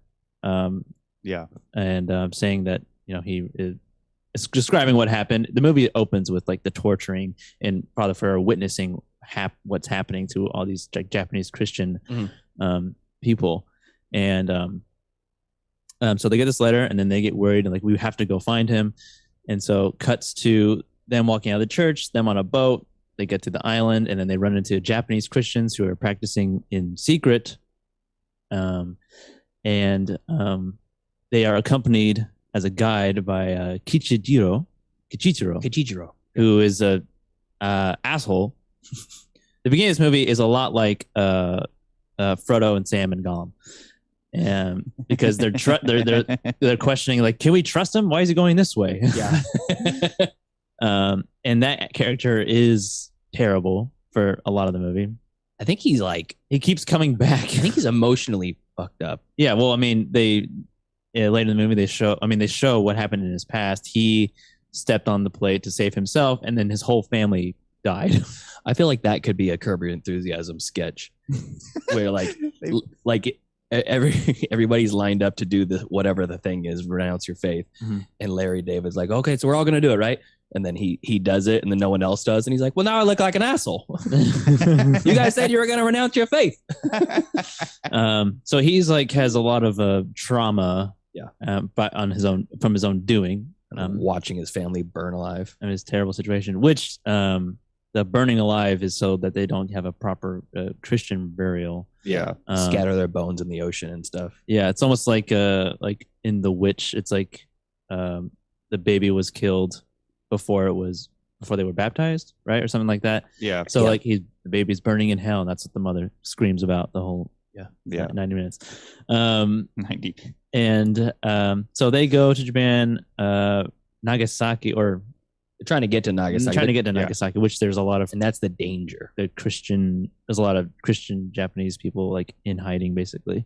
Yeah. And so Andy and Adam, Andy and Adam are they're hiding out. They only go out at nighttime to do services or whatever with these Japanese Christians in underground or in a secret building. They don't go out in the daytime, and it drives them crazy.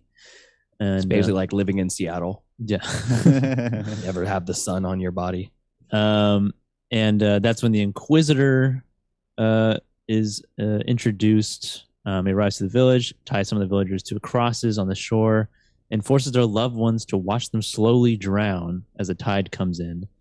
That was a really dark scene to watch. Yeah, it was brutal. That's the only thing about this Very movie brutal. that I knew was that some people get tied up in the ocean and basically left to drown. And so in the search for Father Ferreira, Rodriguez, Rodriguez, in his search for Liam Neeson, he has a spiritual crisis of his own. He sees Jesus a couple times. That was a little cheesy. I thought it was like Saint Peter he was referencing. No, it was Jesus. Oh, it was Jesus. He was seeing like the visuals. Yeah. He was seeing Jesus. Oh, I think he does reference Peter, but I think he's first sees it in the water. yeah. He kind of like goes. He looks like a fucking crazy guy. Yeah. He's just laughing. And then all those officials and guards show up to take him. He took one look at those hats and was like, I'm fucked. Yeah. Yep. They look official. Kichijira sold him out. Yeah. Because he's an asshole. Yeah. And And then later on, he says he didn't even take the money, which is like, well, use the money at least. You already sold me out. Kichijira was Judas in the situation. Yeah. But he keeps coming back to like saying like to forgive his sins. Yeah. And it's like it's only so many times. I feel like. Yeah, just do it like right before you die. It covers it all. So he learns that the governor of this area is persecuting Christians and sees some terrible things if they don't apostatize. Mm-hmm. And I do like that governor, the Inquisitor or whoever it is, the old guy. yeah, Yeah. You keep making me come out here when it's hot he's and very dusty. yeah, he's a very interesting villain. Yeah. I mean, it's hard to even. I mean, he's doing terrible things, Yeah. but it's like I'm gonna get the charger hooked up to this. Go ahead, keep going. okay, but it's like, who's the bad guy here? Exactly. Like, I mean, like it's, I don't know. I mean, he is a bad guy, but is he the bad guy? I think in his mind, he's, I mean, in his mind, he's doing what's right to him. well, not to him, but to his people that he is looking after. Well, to the people he's looking after, they don't want that. Well, Some of them do. Some of them don't. Yeah, some of them do. But to him, I mean, he wouldn't do it. I don't think he would. It's a small minority. I don't think that he would do it if he didn't want to do that. So throughout the whole movie, most of the movie, they're really trying to get Rodriguez to renounce his faith in public. Yeah. So that they throw all this shit in his face. Yep. Basically, all these people are suffering and dying because of you. You just need to, not be Christian anymore. Yeah. Yeah. I mean, it's his way. It's his will to govern his. We lost the lighting. Oh, it's back. I mean, it's his responsibility as a leader to make that decision of what's good for the people, and he said that Christianity is not good for his people. Not good. Not good. They're Buddhist. Well, I think that yeah, they're Buddhist. no, they're Buddhist. Yeah. I thought the most interesting aspect of this movie was Liam Neeson's character. Who's it not in the movie at all? I was gonna say at the end where because like the governor, he is desperate to get this guy to renounce his faith, so he basically gets Liam Neeson's character to convince him.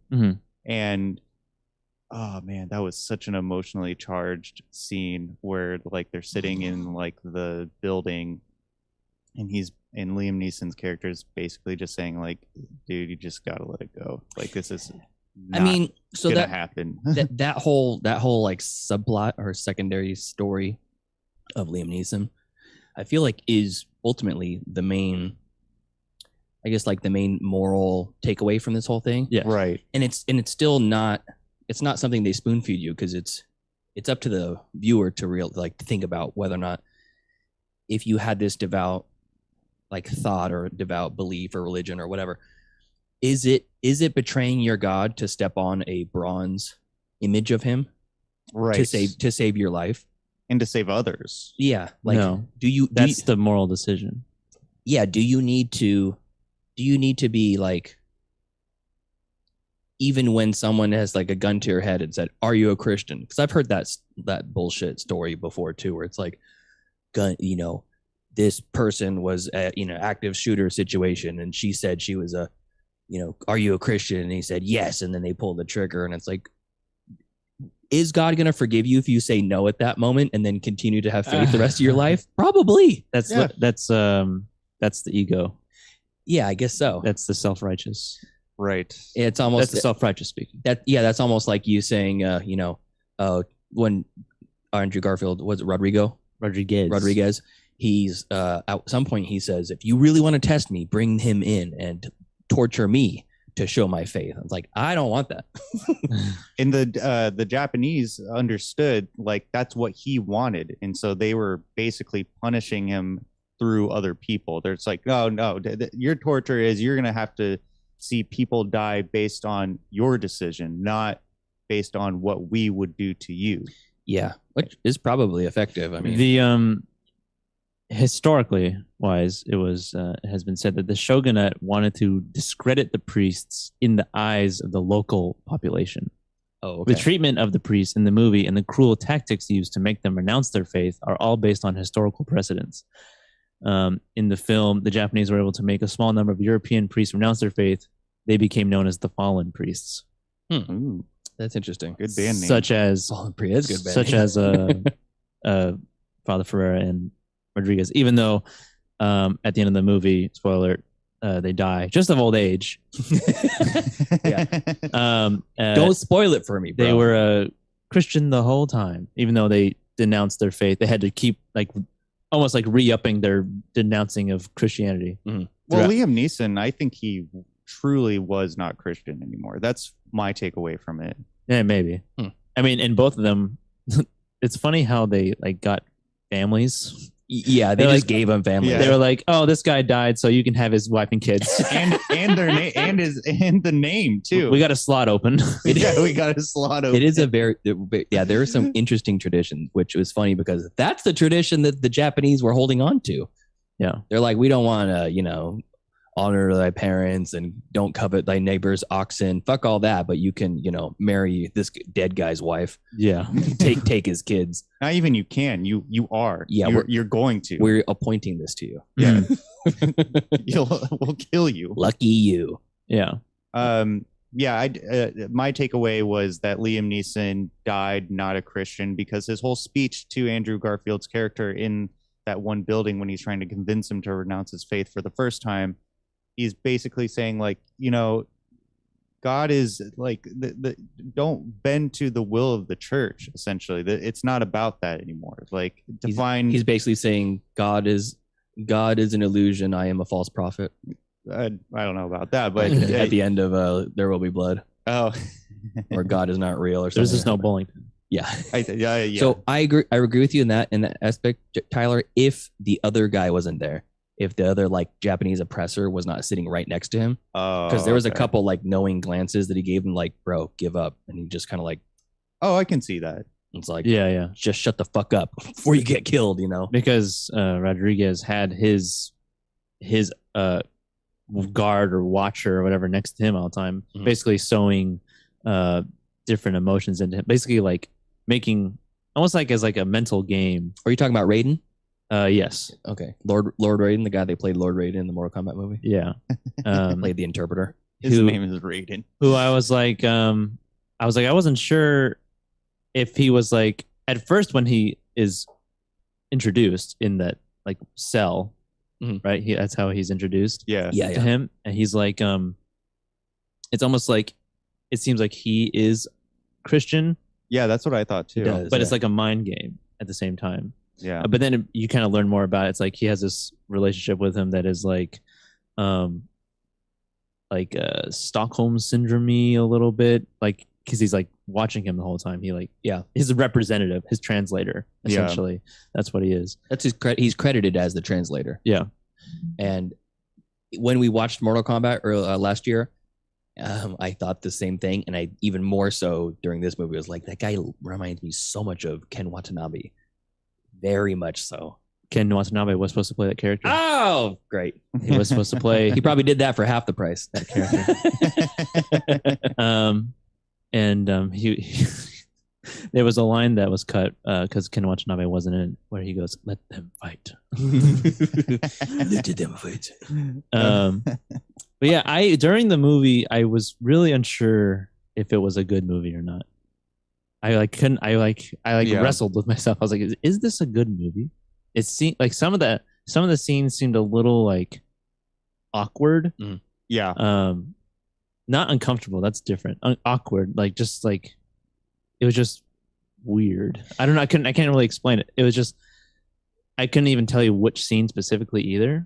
I know the feeling. Definitely in the beginning of the movie. I know the feeling you're talking about, and I kind of chalk that up to the like language barrier and social, I guess, traditional barrier between the two like vastly different types of people. The local Japanese living in these little towns and huts and stuff, and then these padres. And I liked the almost like idol worshiping. Yeah, that they show in it, and it's like he's giving off beads of his rosary off to these people, and it's like if you follow the Christian guides, you're not supposed to worship at the golden calf. You don't have false idols before God, but they're worshiping these crosses like they are God. So that lends a little bit more to Liam Qui-Gon Jinn's, his whole summary of the whole thing. It's like they don't get it. You think you're giving them salvation, and you're just giving them a new obsession almost, Yeah. And I liked that part of it. And what was the other thing? I really liked the realism. I mean, you felt like you're on the beach with them. You felt like you're in these little huts. And when they showed the bloody feet of the villagers that walked, 50 miles to get to them, I was like, that made me cringe. They made it a point to show that. Yeah. Oh yeah, for sure. And they did. The Padre did what Jesus did. He cleaned the feet of the visitors to their house. So it was like all these things were basically, and exactly what Qui-Gon said at the end. He says, I don't even know his name. What's his name again? Ferreira. Yeah, Father Qui-Gon Ferreira says, he's like, they don't worship God. God is not their God. You are their God. You are their savior. Yeah, I love that. Which was like, if you look back to the entire he's Jesus story arc. Yeah, Andrew Garfield is Jesus, as we all know. I mean, he looks like it in this movie. Yeah, they really made a point to make him look like white Jesus, like with the Portuguese hair. Jesus. But Andrew Garfield's not Portuguese though. His character is. Okay, well, we don't know if he's Portuguese. Maybe he has Portuguese blood. All that being said, once it was done and he kind of unpacked it all, I was like, okay, I get it. I get the story, and I get all these like illusions throughout and stuff. And it was impactful, but I didn't enjoy watching it. No, the whole time I was like, all right, yes, it's great. It's a good movie. Well, let me ask Please, you. can it be over? Let me ask you guys this. Until the last bit when they gets old, and I was like, okay, I want more of this. Yeah, I want them like continually like almost like, okay, Christian, not Christian, and it's like eating away. And at that moment though, you were saying that Ferreira Mhm. really was not a Christian. He was the only one of the two of them that seemed like he was hurt having to rat out the Christian, the Dutchman. Yes. He came in with the cross sewed into the garment or whatever, pulls it out, and he's like, Christian. And you can see the kind of pain on his face because he knows that guy's probably going to be executed now. Yeah, but I think it's because he's going to be executed, not because he cares that they're Christian or not. But, Fernandez doesn't care. Fernandez is like numb to it. Rodriguez. Rodriguez, yeah. Yeah. That's what I said. See, that's why I just need to call him Spider-Man. Yeah. As Eric Holmes says, this is the best Disney crossover ever. It's Qui-Gon Jinn, Spider-Man, and Kylo Ren, all three. Oh my gosh. What time and day did you guys watch this movie? Last night. I watched it this morning. Yeah. Big It's surprise. a Big shock. well, I wasn't trying to make it a surprise. But I was just gonna make a joke like, yeah, this is a great movie to watch right when you wake up. I'm sure. I was thinking that when you go right back to sleep. When we're trying to encourage you to watch it earlier in the week, and you're like, that's not my way. That's not my way. I don't want to think about the movie. That's not my way, mijo. Yeah. I was like, this is probably not exactly what you want to watch the second you wake up in the morning. Yeah, I mean, it was a roller coaster. A Friday night movie. Yeah, that's true. Yeah, I think this movie is really strong in the second half. The first half, it's a compelling enough story to be captivated and interested in and like continue watching. But like if you get through that first half of the movie, like it pays off really well. And after it was done, like I had a lot of thoughts about it. Like I was like taking a shower and I just like, it was like racking through my mind because it's like, hold on, before I get into that. Okay. I hated the very last scene. Oh, like the like, you mean the shot that it goes into the like coffin type thing? Yes. Is that what you're talking about? Hated it. Because I really like the idea of him kind of not holding on to this Christianity. I really was hoping that he could understand that the meaning of life and of a higher power or whatever was beyond Christianity, and he held on to that goddamn cross. I don't think that was. And I was like, that's not what I got out of it either. I don't think that's what the movie was trying to say. I guess it could, but I didn't take that away from it. That's what I took away from it. I was like, what I took away from it is those coffins are pretty cool. Yeah, I want circular coffin. Sign me up. Die sitting. Put me in a blanket barrel or something. You know. I would love to be melted down in one of those. It's almost like a Gaspar Noé shot, kind of at the end there. But yeah, what I took away from that very last scene was this is a pro-Christian movie in some ways. No, I could see that, and I think a lot of people kind of feel that about Scorsese was like doing his Christian diligence to make this movie and like being, paying it forward to Christ or whatever. But I think there's enough ambiguity in here that makes you actually think like, fuck, what is it all? What's it all for? You know, that's why I love this movie, because it's like it ping pongs back in my head, back and forth. I'm just like, okay, it's complex emotions for sure. Yeah, I really. It's a complicated, emotional movie, much like myself. You're a complicated, emotional movie. Yeah, that's right. Anything else to say? Any other thoughts? Go watch on YouTube the history of Japan, the entire history of Japan. It's a 9-minute long video, and they condensed it down they condensed down the whole history of Japan in 9 minutes. He talks really fast. I posted it to our Facebook page if you want a quick link. It is 100% worth the watch. I've probably seen it 10 times. Love it.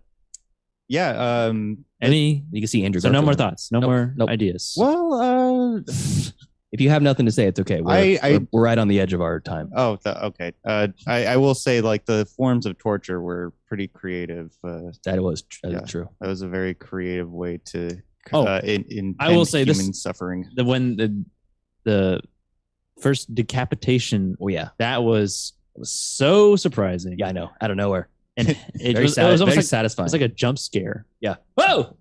I And then the dragging and the blood streak, you're just like, damn, that's fucking real. That felt real. That's a great visual. Yeah. Sabrina and I were watching this, and as soon as the head chopping scene happened, I was like, wow, that was a sharp sword. That's a really sharp sword. I sure hope so. And someone who knows how to use it. Yeah. But yeah, that I mean, I don't really. All right. So let's get into some grades then of Silence. So Blair.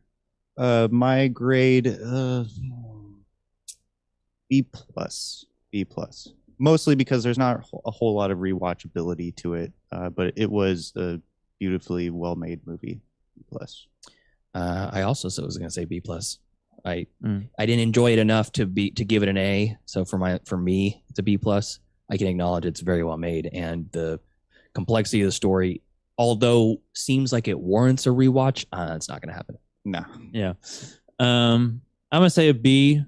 I liked it, but there was not a lot. There were moments where I was like, I just wasn't sure if I was like, if I thought it was good or not. It ended up being, it's a good movie as a whole. It's probably like 20, 25 minutes too long, at least. Yeah. I think there are parts of the story that I think could have been reduced, and then other parts that could have been expanded upon, and characters who could have been in it just a little bit more.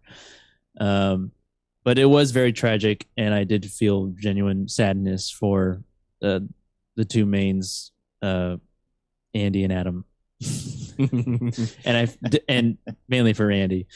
Did it have the same feeling of like going to the Museum of Modern Art and be like, is this good? No, because this movie wasn't pretentious. Yeah. Just like not 2/3 of us are. And I was going to say, for a second, I was like, okay, maybe it was a little pretentious, but then religion is like one of the guiding forces that's like shaped the most like deaths among history, and the rise and fall of civilizations throughout all of mankind. So yeah, maybe it isn't that important to talk about that. And I also, it was a subject matter that, that was very interesting historically just to learn about. Sure. And it was great visuals, great cinematography, and none of Tom Cruise though. Last Samurai. None of Tom Cruise. Yeah. None of that ponytail. I really think Scorsese could have implemented Pesci into this movie somehow. Shutter Island. I'll watch that. He could. I think, I'll watch Shutter Island again. If Pesci was the Inquisitor, the guy, the goofy guy that came out, hey, what the fuck you got me coming out here for? It's too hot. It's dusty this time of year. Fuck. Yeah. Fucking mooks. But yeah, solid B. B's all around. Yeah. Very B's, Benson. All right, cool. Ready? Yeah. Let's get this off the old wheel. One wheel. Oh, it's mine. Eight That's okay. slots. 3 hosts. This is the Wheel of Destiny. And our streamers out here cannot hear the music. Oh, really? Yeah. Very strange. Apparently, they can't hear anything that's coming off the board, but that's okay. We're just sitting here for silence for the intro. Yeah, the chat was going crazy in the intro. They're like, silence. I appreciate the commitment to the bit. You guys just sitting there.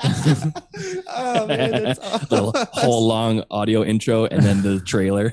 Yeah. Okay, so silence is off the wheel. Joseph, what are you going to replace silence? I probably should have thought about that. Probably. Oh my god. Hold on. Okay. And then while you're thinking about that, for the streamers, we have here's our Wheel of Destiny. This is how we choose what movie we're going to watch next week. We got 8 slots on it. Mm-hmm. 6 of them are dedicated to Tyler, Joseph, and myself, and the other 2 are fan picks. So we have 2 each, and some of them have been adopted. Like Tyler has a fan pick on there. Tyler's fan pick. So he's basically just saying if it lands on that one, we're just going to go to the well for the fan picks. And if you want your movie in our fan pick list, send us an email, mcfcpodcast@gmail.com. Yeah. Let's see here. Got something good for us? I sure hope so. Casablanca. Citizen Kane. No, I don't. This was a slog. Not in a bad way. I mean, I know it's not the best word to use, but it was Yeah. it was very long and just kind of, you know. Putting another long No, movie? no. I'm not gonna Talking about Silence. Yeah, put Silence on there again. Silence 2. You know what? I'm gonna do this one because I haven't seen it in a while, and I feel like not enough people talk about it. Maybe it's not as good as I remember, but I guess we'll find out. It's gonna seem kind of odd, maybe off the beaten path. Okay. All right. I'm gonna put Yes Man. Oh, okay. I've never seen it all the way through. Yes Man. Jim Carrey picture, starring Jim Carrey and Zoe Deschanel. Oh, Zoe's in that? Yeah. See, I've only seen like scenes from it. Yeah. All right. That's about the far opposite as you can get from Silence. Hey, any movie with Zoe Deschanel, count me in. Okay, so I'm going to recap what's on the wheel. We have Yes Man from Joseph, a fan pick, Tyler's fan pick, Incendies from Pete, 500 Days of Summer from Tyler, Fiddler on the Roof from Pete, a natural fan pick, and Martha, Marcy, May, Marlene from Joseph. So we're going to give this wheel a spin. This is going to be what we review next week. Oh God, I can't see it.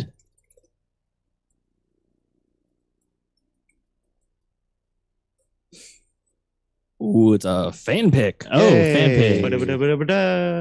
Fan pick. All right, let's get the old name generator here. So for the fan picks, we basically have a running list that we go onto Google to Google list picker sort of thing. You put in all your options and it just tells you which one we're going to pick. We just do it at random. Tyler, do you have any stipulations for this? This is a natural fan pick. Oh, was it natural? Yeah. It says Tyler underneath it. Was it Tyler's fan pick? Didn't it say Tyler? I don't know.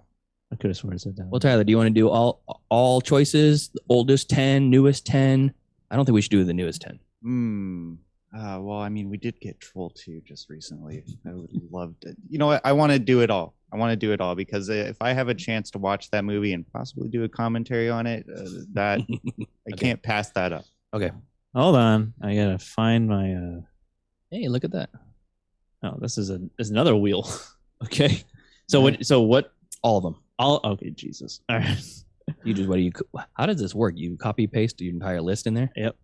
Okay. And you already have if. Yep. If and the Godfathers. I guess I should separate the Godfathers. We'll start with the first one. There you go. I was going to say, we're not going to do the third one Oh first. my God. All right, here we go. What a big wheel. Look at that. All right, here we go. You guys can't see it, but I'm looking at Joseph's screen right now. Okay, give it a spin. Spinning. Giving it a spin. This is better than the last one I used. Fan pick. And it is Proposition. The Proposition. Oh, the Proposition. Listener Michael. Oh, is this your brother? Yes. Another Greaves. He's our fourth, basically. He's our fourth host. Yeah, should have never been on the show. Yeah. Let's get him on. We need to get him a call in from Sweden. Yeah, we'd have to do it at 1 a.m. or something. Yeah. Oh, he can stay up for us. I'm looking forward to this because I liked it well enough, but you love the Proposition. The Proposition is an Australian Western starring Guy Pearce, Guy Pearce, some other notable actors in it. Yeah. And I like it a lot. I think it's a great movie. It's like a cross between. No, sorry.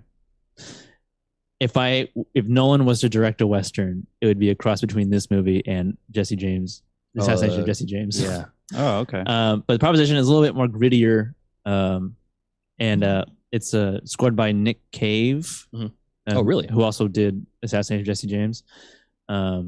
This is streaming at a lot of places. Oh, that's good. Tubi, Canopy, Crackle, Pluto, Topic, Plex, IMDb, Internet Movie Database TV. .tv. Yep. So yeah. The Proposition, 2005. Australian Western about a group of it's like a brothers. I'm going to read the synopsis. Yeah, go ahead. Set in Australian outback in the 1880s, the movie follows a series of events following the horrific rape and murder of the Hopkins family, allegedly committed by the infamous Burns Brothers gang.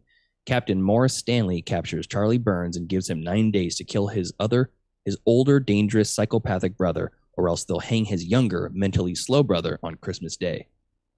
Wow. Yeah. I saw the movie and I don't remember that. It is a little bit more. It's kind of a tough watch. Okay. Kind of. Not super. Bruce kind. Dern's in this for a minute, isn't he? The old crazy, Not crazy Bruce old Dern. man. It's Hurt. John Hurt. John Hurt. Oh, okay. Yeah. I get them mixed up. Guy Pearce, Ray Winstone, Emily Watson, Danny Houston, David Wenshaw, John Hurt, Richard Wilson, Tom Budge, Robert Morgan. Yeah. And a couple other people you might recognize, but It's a good movie. I all like right. it. Get it on Tubi. If you don't have Tubi downloaded on your device, what the hell are you doing? It's great. I know it's a Awesome. great app. I love it. All right. Anything else? I have nothing else. All right. Thank you so much for joining us this episode. We'll catch you next week when we watch The Proposition, and then we do a little gab and chatter beforehand. So follow us on Facebook, facebook.com/MCFC podcast, and send us an email, mcfcpodcast@gmail.com. And follow us on Twitter at podcastmcfc. Please follow us on Instagram at Middle Class Film Class. Leave us a voicemail, why don't you, at 209-730-6010. It's been a blast. Thank you all. See you next time. See ya. See ya. Not the music, see ya. That's what you call a callback. Thank you, guys. Thank you so much. That is it for us for now. Can't tell if that's playing. Oh, I've got a different audio set up in here. There it is. It's just a very low song. All right. So that is it for us, but we're not done Saturday. Come back at 9 o'clock for some Zoom Prov. It's regular exclusive blend. We're back to just virtual. We'll probably be back in person at some point, as we figure all of this out. But check us out there. Check out stabcomedytheater.com for the full calendar of events. Let's send you guys to, I don't know if I've sent us to OSI 74 TV. So check them out. They're who's on right now. So let's see if this is our first raid to them. And we will catch you back here tonight at 9 o'clock. Have a good afternoon, everybody. Steady as she goes. So steady as she goes. Steady as she goes. Well, here we go again. You found yourself a friend that knows you well. But no matter what you do, you'll always feel as though you tripped and fell. So steady as she goes.